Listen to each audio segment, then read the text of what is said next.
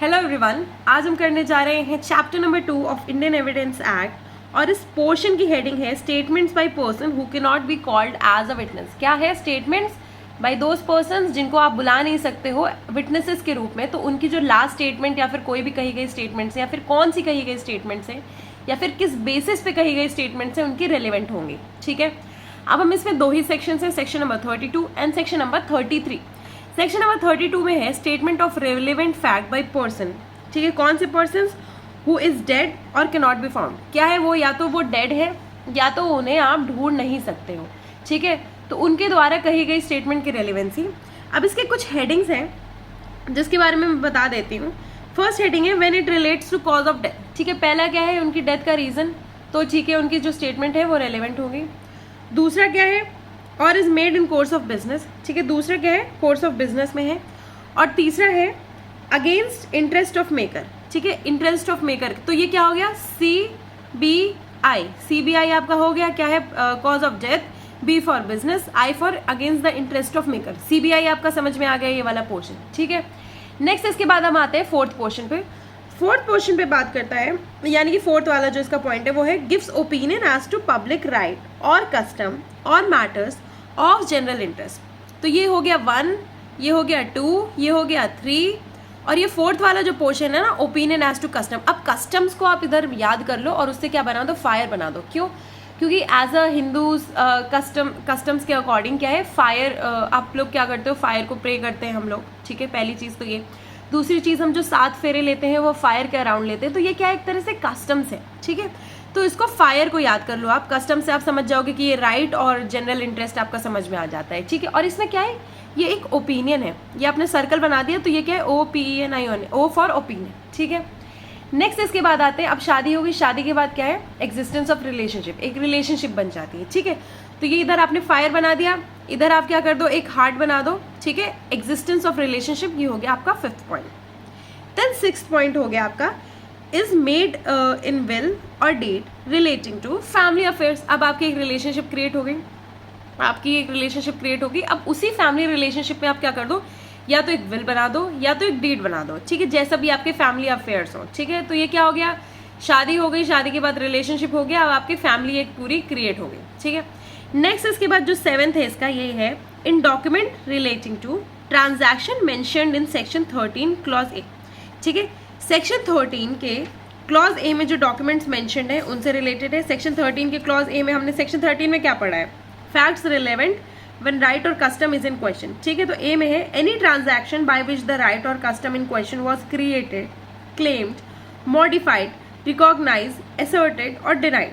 ठीक है, उनसे रिलेटेड है। तो ये हम ना इसको डिटेल में जब ये वाला पोर्शन रीड करेंगे तो उसमें करेंगे। तो ट्रांजैक्शनल डॉक्यूमेंट 13A से रिलेटेड है। ठीक है, तो ये भी क्या है? ये फैमिली से ही रिलेटेड है ना।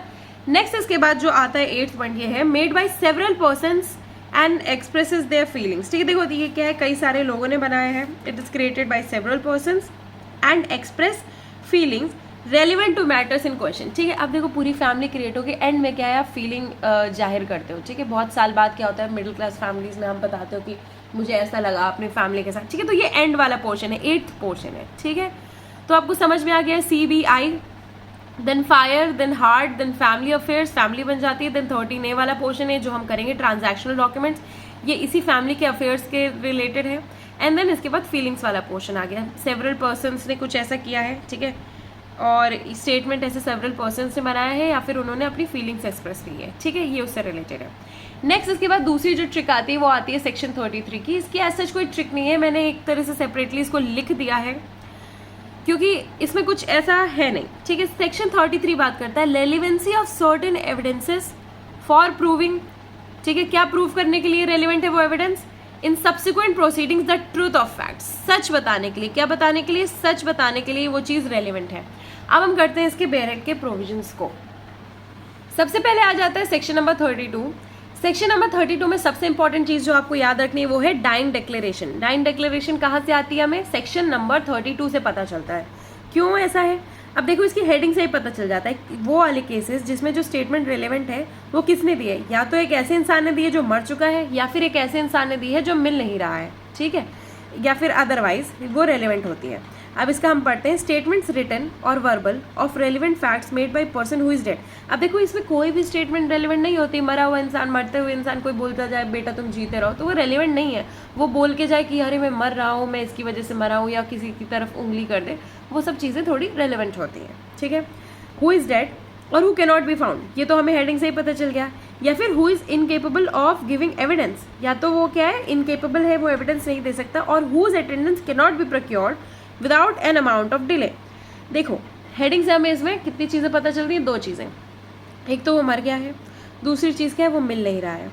बट इसमें जो मिल नहीं रहा है वाली चीज़ को एक्सटेंड करके ये बोल दिया गया है कि एक तो वो मिल नहीं रहा है, ठीक है, या फिर क्या है, वो एविडेंस दे नहीं पा रहा है। मिल नहीं रहा है तो क्या है, एविडेंस वो दे नहीं पा रहा है।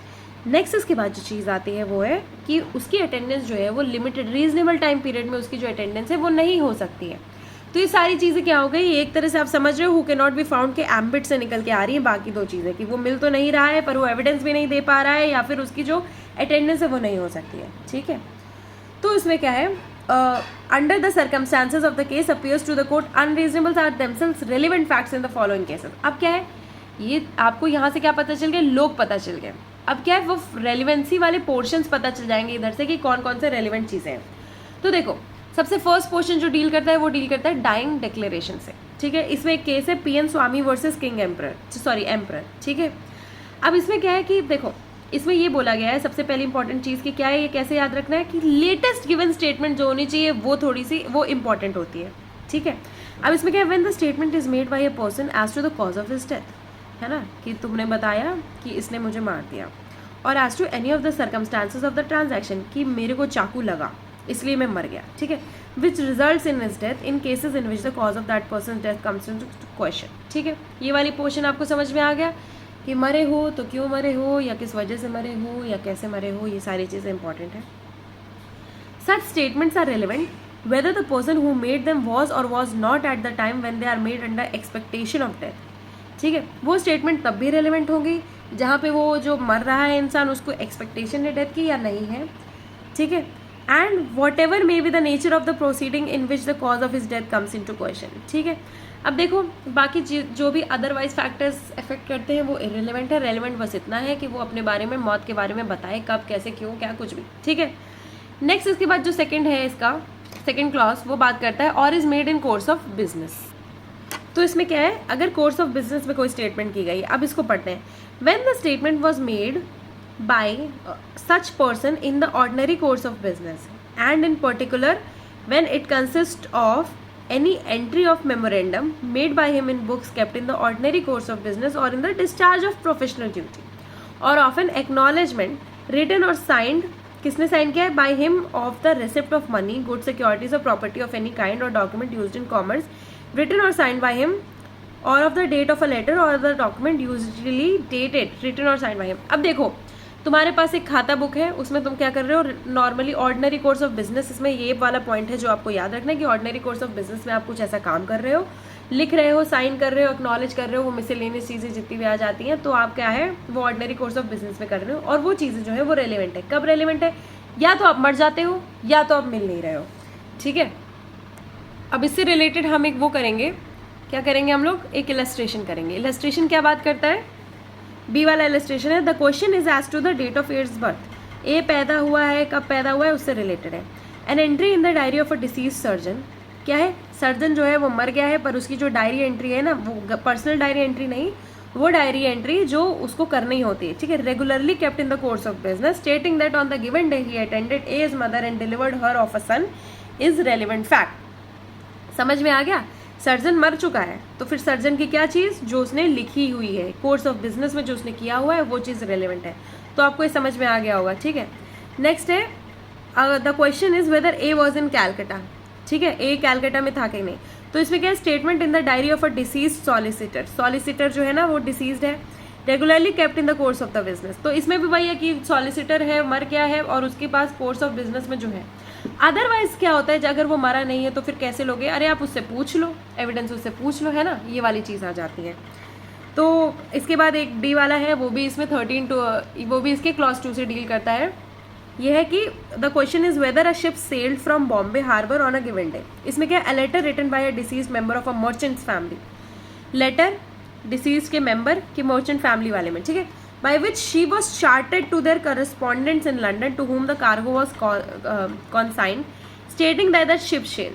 अब उसमें उस लेटर में क्या लिखा है कि स्टेट कर रहा है कि शिप जो है सेल कर दी गई है on a given day from Bombay harbour is a relevant fact. क्यों? रिटर्न क्या है? लेटर रिटर्न है।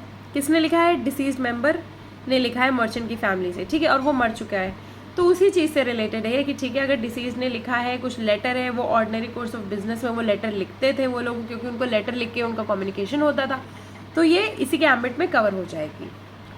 अब हम आते हैं क्लॉज 3 में। क्लॉज 3 में है अगेंस्ट इंटरेस्ट ऑफ मेकर, ठीक है, जो भी एक इंसान है एक स्टेटमेंट उसने दी है और वो उसके इंटरेस्ट के अगेंस्ट है। अब देखो इसमें क्या, when the statement is against the pecuniary or property interest of the person making it, or when it if true it would expose him or would have exposed him to a criminal prosecution or to a suit of damages।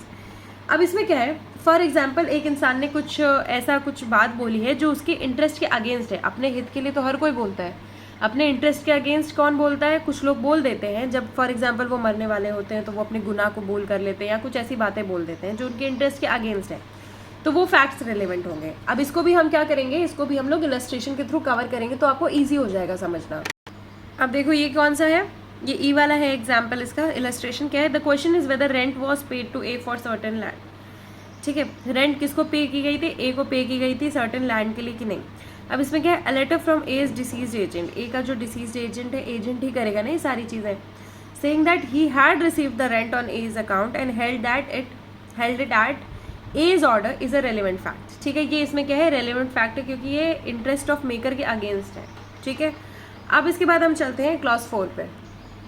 Fourth clause बात करता है given opinion as to public right, एक तो public right, फिर इसके बाद customs या फिर मैटर्स ऑफ जनरल इंटरेस्ट के बारे में बात करता है। इसमें क्या है, when a statement gives the opinion, सबसे ज़्यादा इंपॉर्टेंट बात आपको याद रखनी है ओपिनियन, ठीक है, ठीक है, as to existence of any public right, किसी पब्लिक राइट से रिलेटेड, कस्टम से रिलेटेड या पब्लिक और जनरल इंटरेस्ट से रिलेटेड है, ठीक है, of the existence of which if it existed he would have been likely to be aware and when such statement was made before any controversy as to such right, custom और matter had arisen. अब इसको भी हम लोग कैसे याद रखते हैं, इसको हम लोग पहले एक बार इलस्ट्रेशन से कवर कर लेते हैं। इसमें इलस्ट्रेशन एफ है, the question is whether A and B were legally married, ठीक है, तो इसमें क्या, the statement of deceased clergyman that he married them under such circumstances that the celebration would be a crime is relevant। क्या है, celebration would be a crime जो है वो relevant होता। आई थिंक ये वाला जो एफ है, एफ वाला जो है, आई थिंक ये थर्ड वाले में आता है। क्यों? It is against the interest of the maker, ठीक है, ये आता है थर्ड वाले में, तो इसको हम उसी में कवर कर लेते हैं कि इसमें थर्ड वाला against the interest of the maker वाला है ये, ठीक है। क्यों? क्योंकि वो बता रहे हैं कि मैं उससे मैरिड हूँ, पर अगर मैं बता देता तो वो क्या होता है, क्राइम होता, ठीक है, इसलिए जो है स्टेटमेंट रेलिवेंट है। अब हम फोर्थ वाले का एक बार इलस्ट्रेशन देख लेते हैं। इलस्ट्रेशन देखो आई वाला, the question is whether a given road is a public way, कि वो जो रोड है वो पब्लिक वे है कि नहीं, तो ये पब्लिक राइट पब्लिक इंटरेस्ट से रिलेटेड हो गया। तो ये क्या है, statement by a deceased headman of the village, headman ही बताएगा, हेडमैन ऑफ द विलेज है, वो स्टेटमेंट दे रहा है, वो बोल के चला गया कि दादाजी कह के गए थे कि ये पब्लिक रोड है, तो ये पब्लिक रोड है, ठीक है, तो ये रेलिवेंट है।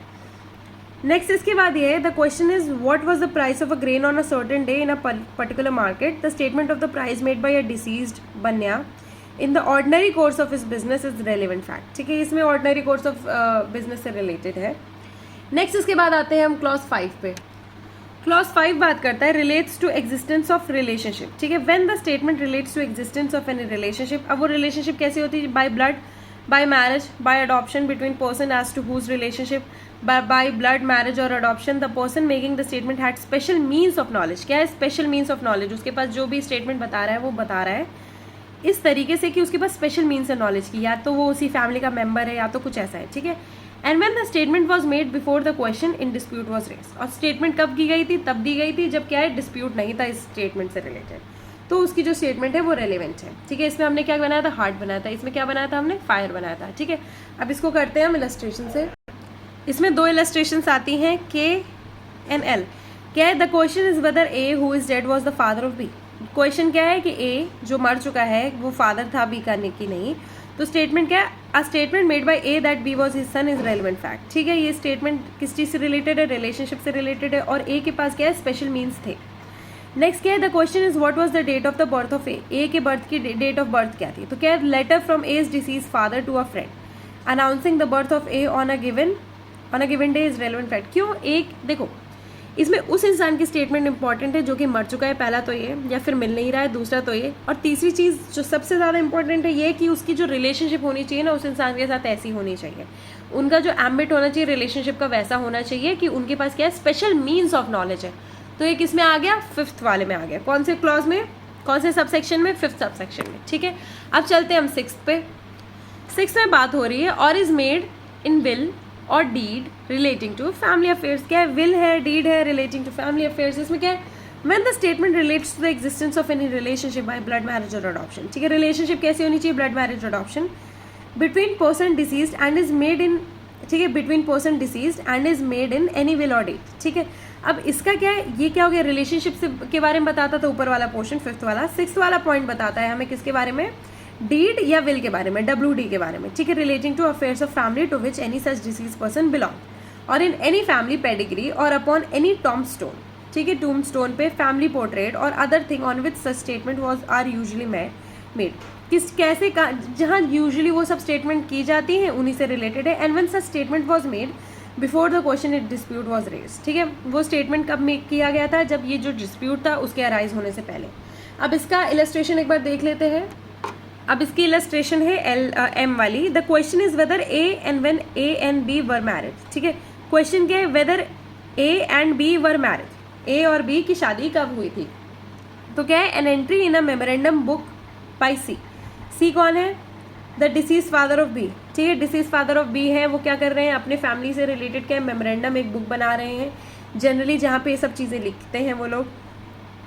ठीक है, ये क्या है, of his daughter's marriage with A on a given date is a relevant fact. ठीक है, ये क्या है, ये रिलेवेंट फैक्ट है। अब आपको समझ में आ गया कि देखो, एक तो इनकी रिलेशनशिप भी इनके साथ ऐसी है जो उसके बारे में बता पाए, और ऊपर से ये लिख भी एक ऐसी जगह पे रहे हैं, ऐसे यानी कि विल या फिर डीड ऐसा कुछ होना चाहिए ना, तो कुछ लिख रहे हैं, रिटन होना चाहिए, जिससे आपको समझ में आता है कि हाँ ठीक है इनकी शादी तब हुई थी। तो ये क्या है, 6 के एम्बिट में फॉल हो जाता है। नेक्स्ट उसके बाद चलते हैं 7th पे। 7th की इलस्ट्रेशन है नहीं। 7 बात करता है in documents relating to transaction mentioned in section 13 clause A. ठीक है, सेक्शन 13 क्लॉज ए में जो डॉक्यूमेंट्स मेंशन्ड है उनसे रिलेटेड है। When the statement is contained in any deed, will or other document which relates to any such transaction as is mentioned in section 13 clause A. Section 13 clause A भी एक बार देख लेते हैं। Section 13 clause A में बात होती है any transaction by which the right or custom in question was created। ठीक है, कोई भी ऐसा ट्रांजैक्शन जिसमें राइट इन कस्टम जो थी वो क्या कर दी गई थी, क्रिएट की गई थी, क्लेम कर गई थी, मॉडिफाई कर दी गई थी, रिकॉग्नाइज की गई थी, asserted or denied of which was inconsistent which is existence. इसमें देखो हेडिंग से आप देख लो, फैक्ट्स रेलिवेंट व्हेन राइट और कस्टम इज इन क्वेश्चन। ठीक है, राइट कस्टम जो है वो क्वेश्चन में है, तो उससे रिलेटेड कौन से फैक्ट्स रेलिवेंट हो गए, तो उससे फैक्ट्स कौन से रेलिवेंट होंगे, ट्रांजैक्शनल फैक्ट्स रेलिवेंट होंगे। ठीक है, तो ये 32 में बात करता है किसके बारे में, 7th पोर्शन में ट्रांजैक्शनल फैक्ट से रिलेटेड। ठीक है, तो ट्रांजैक्शन इसमें भी देखो, इसमें ट्रांजैक्शन आ ही गया, तो एक तरह से ये क्या है, 13A ही है ये पूरा। ठीक है, 7th पॉइंट जो है वो 13A ही है, ट्रांजैक्शन से रिलेटेड है।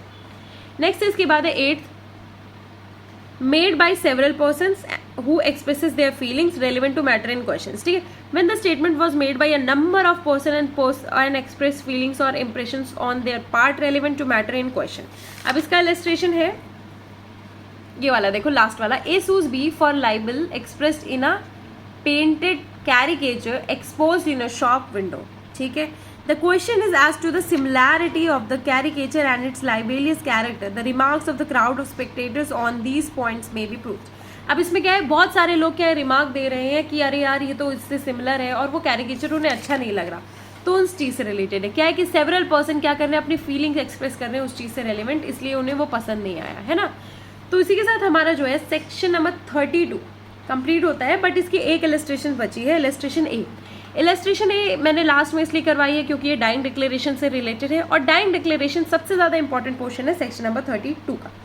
इसमें क्या है, the question is whether A was murdered by B, A का मर्डर हुआ था बी, या फिर or A dies of injuries received in transaction in the course of which she was ravished. The question is whether she was ravished by B, or the question is whether A was killed by B under such circumstances that a suit would lie against B by A's widow. The statements made by A to the cause of his or her death, referring respectively to the murder, the rape, and the actionable wrong under consideration are relevant facts. ये क्यों relevant है? क्योंकि उसकी death से related है, इसलिए ये relevant है. ठीक है, ये सारी ये क्योंकि एक पूरा जो है डेथ वाले से रिलेटेड ट्रांजैक्शन क्रिएट करता है, इसलिए रेलिवेंट है. अब हम चलते हैं सेक्शन नंबर 33 की टूवर्ड्स. सेक्शन नंबर 33 जो है वो बात करता है relevancy of certain evidence for proving in subsequent proceeding the truth of facts therein stated.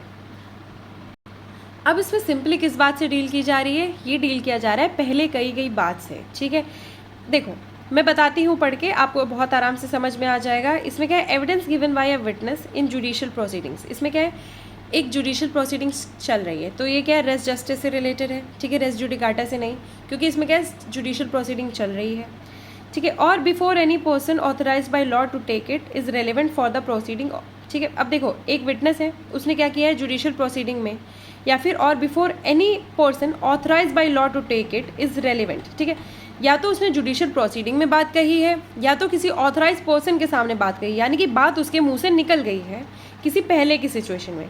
Is relevant for the purpose of proving in a subsequent judicial proceeding. ठीक है, उसने पहले की किसी प्रोसीडिंग में या फिर पहले की किसी प्रोसेस में उसने किसी को एज अ विटनेस बात कही है जो कि उसके मुंह से बात निकल चुकी है, तो वो सब्सिक्वेंट जुडिशियल प्रोसीडिंग में रेलिवेंट होगी. ठीक है, या फिर लेटर स्टेज ऑफ द उसी जुडिशियल प्रोसीडिंग में रेलिवेंट होगी. ठीक है, एक तो हो गया कि नेक्स्ट केस आया है तो उसका पहला as a res judicata relevant है. दूसरी चीज़ है कि उसी प्रोसीडिंग में रेलिवेंट है, रेस जस्टे हो गया. ठीक है, the truth of the facts which is states when the witness is death.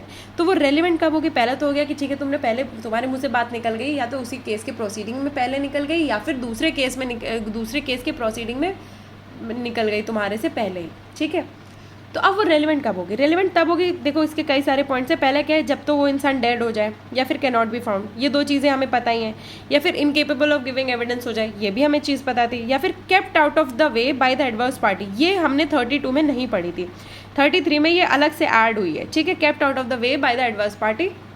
Last है इसका presence can not B obtained without unreasonable delay. ठीक है, ये कितने हो गए पॉइंट्स हमारे? हमने उधर 4 पढ़े थे, इधर 5 पॉइंट हो गए. इधर एडवर्स पार्टी जो है उसे दूर कर रही है, उससे रिलेटेड एक पॉइंट ऐड हो गया. ठीक है, without an amount of delay or expense which under the circumstances of the case the court considers unreasonable. ठीक है, कोर्ट को लगता है कि ये सब सही नहीं है, तो ठीक है वो हो जाएगा. नेक्स्ट इसके बाद प्रोविजो क्या है? Provided that the proceeding was between the same parties और द रिप्रेजेंटेटिव इन इंटरेस्ट. ठीक है, प्रोविजो क्या हो गया कि ठीक है वो सेम पार्टीज के बीच में थी, है ना, यानी कि party 1 is equals to party 2. ठीक है, सेम पार्टीज, ये हो गया. नेक्स्ट क्या है? That the adverse party in the first proceeding had the right and opportunity to cross examine.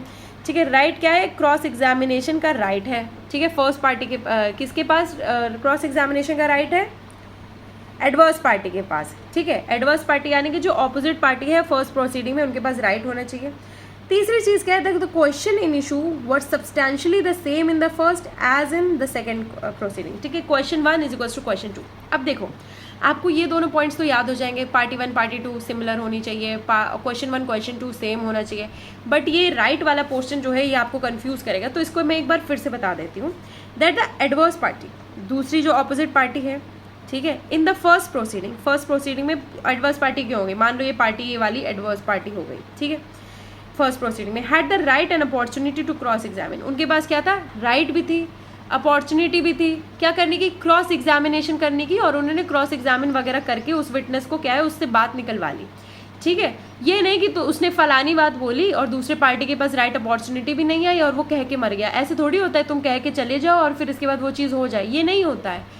तुम्हारे पास क्या होना चाहिए? तुम उसको क्रॉस एग्जामिन भी करो, बोलो नहीं तुमने सही गलत कहा है. ठीक है, ये वाला पोर्शन जो है वो ज़रूरी है. तो राइट उनके पास राइट थी, बात पूरी साफ साफ पता चल गई. इसमें क्या है? पार्टी दोनों सही थी, सेम थी, बात साफ साफ भी पता चल गई. और क्या है? क्वेश्चंस भी क्या है उनके substantially the same in the first as in the second proceedings. ठीक है, क्वेश्चंस इशू में क्या थे? सब्सटैंशियली सेम थे. ये चीज़ें आपको समझ में आ गए होंगे सारे पॉइंट्स.